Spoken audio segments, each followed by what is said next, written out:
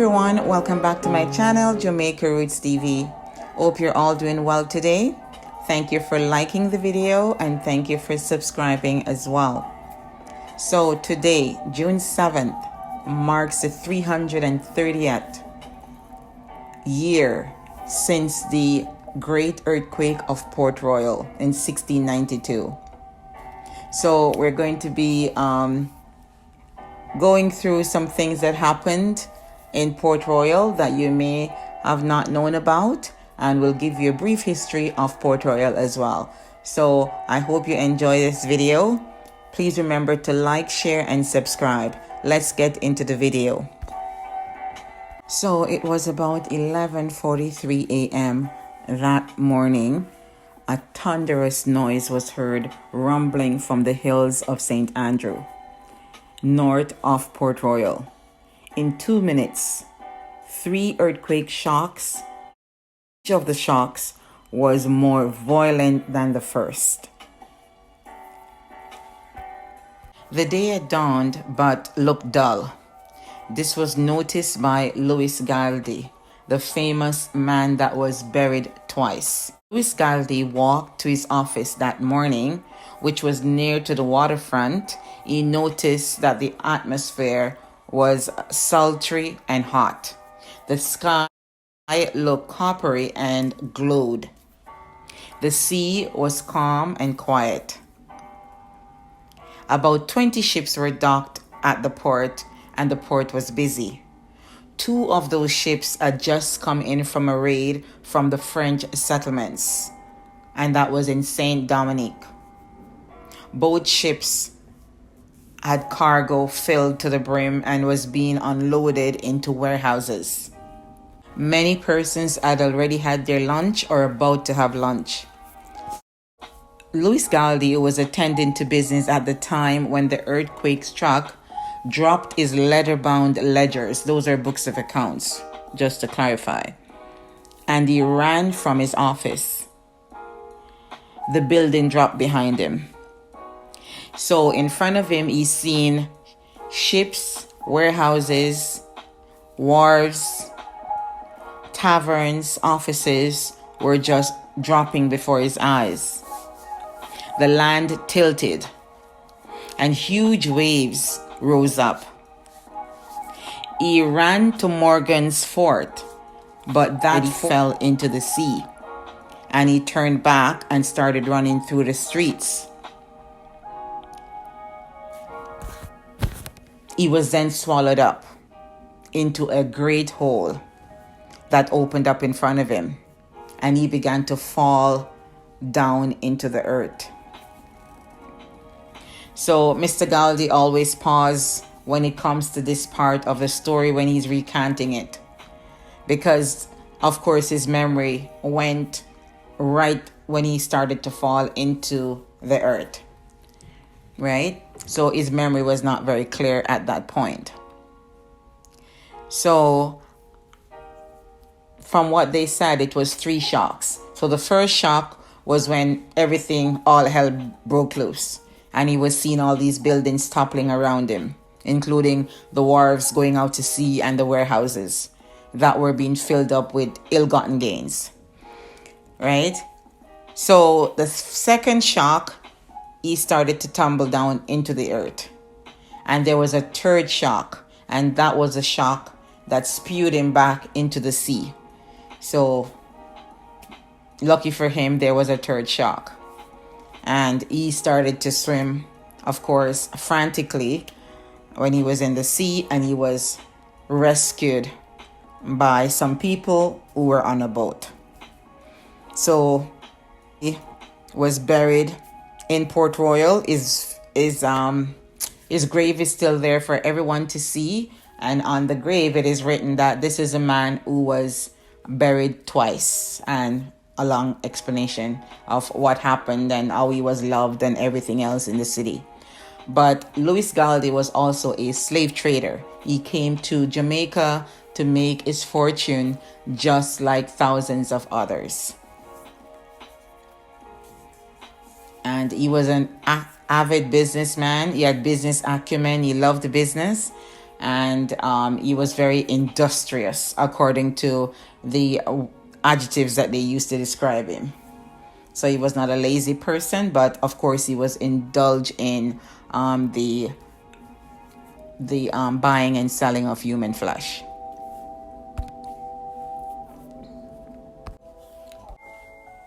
Port Royal was also the chief mart and clearinghouse for the slave trade. Port Royal, by the end of the 17th century, that means up to 1699, because sometimes some people make a mistake thinking that the 17th century starts at 1700. It's actually from the 1601 or 1600 right up until 1699. That is the 17th century. So up to the end of the 17th century, it had become the richest and the wickedest city on earth. So not only was Port Royal affected by the great earthquake, this is one of the worst earthquake that was recorded ever to struck anywhere in the world. So not only was Port Royal affected, but Ligony, it was called Ligony at the time, I think the Ligony Plains, it wasn't yet Kingston or a part of Kingston.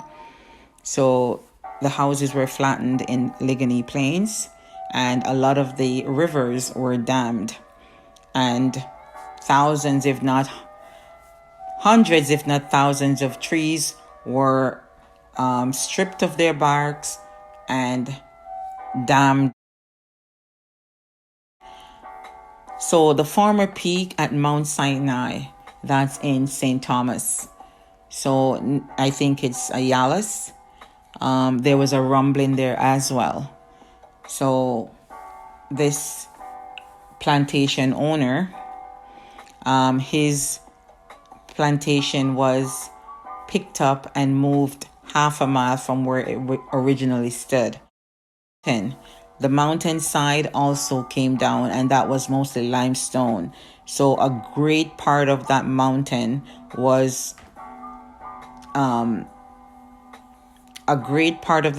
came down after the earthquake shook. And it was said that 19 people of Caucasian descent was killed, along with many enslaved persons that day. So that property fell to the ground and was covered, of course, with earth, dust, limestone, all of that.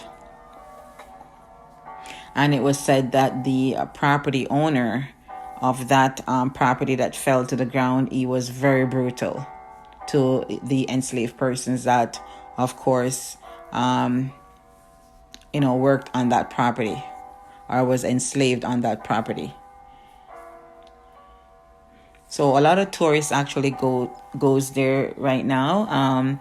It's called Judgment Cliff, and you can still see where the a part of the mountain was broken off.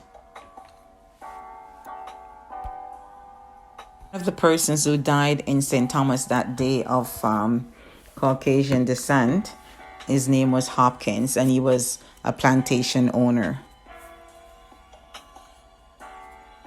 It was his property that was removed half a mile from where it originally stood.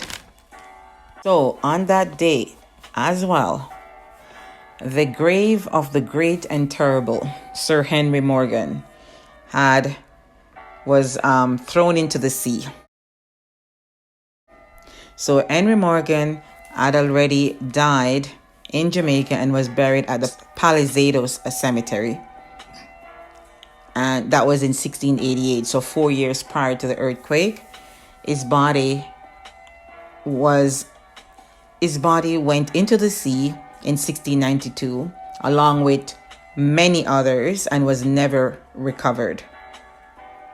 So Sir Henry Morgan was a famous pirate who was promoted to governor in Jamaica in 1683 by the British government. He was born in Wales, so he was not English, but he was operating on behalf of the English. Okay, so one of his ships was actually found, the Satisfaction, 340 years after it was wrecked. It was found lying on the seabed in Panama in 2015.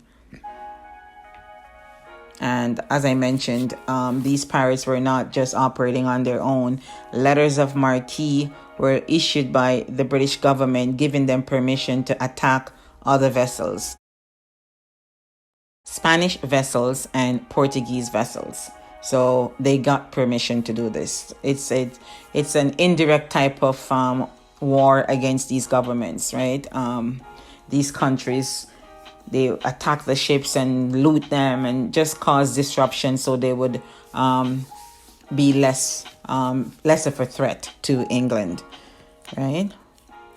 Because remember, they were always at war over the New World, and that includes the Caribbean as well. So just to give you a description of what Port Royal looked like, it was an expensive city. Rent was very expensive at the time, and it rivaled the city of London in terms of the expense of the rent and also the buildings. They were of high quality buildings. They were of cut stone, looking just like a mini London. So you can imagine the streets were also cobbled. So cobblestone, black.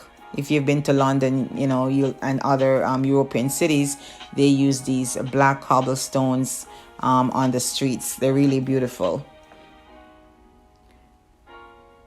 It was in the height of Port Royal's fame and fortune when the great earthquake struck. 5,000 died as a result of the earthquake. 2,000 immediately and 3,000 subsequently. They died of diseases and injuries suffered that day.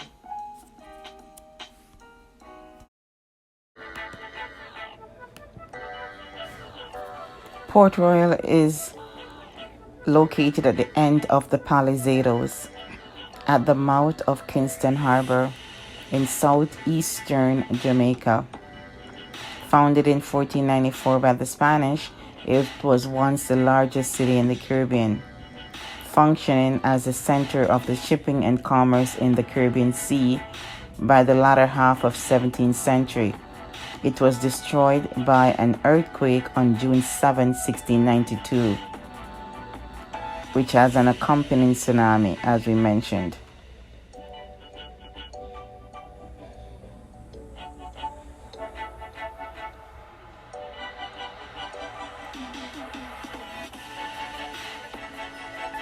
Port Royal was once home to privateers who were encouraged to attack Spanish vessels at a time when smaller European nations were reluctant to attack Spain directly.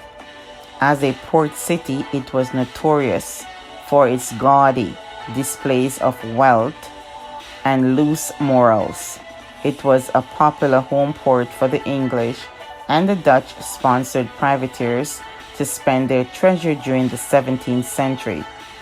When those governments abandoned the practice of issuing letters of marque to privateers against the Spanish treasure fleets and possessions in the latter 16th century, many of the crews turned pirate. They continued to use the city as the main base during the 17th century. Pirates around the world congregate at Port Royal, coming from waters as far away as Madagascar. The 1692 disaster, Port Royal's commercial role was steadily taken over by the nearby town and latter city of Kingston. Developed in 1999 to redevelop the small fishing town as a heritage tourism destination to serve cruise ships. Thoughts were that it could capitalize on its unique heritage.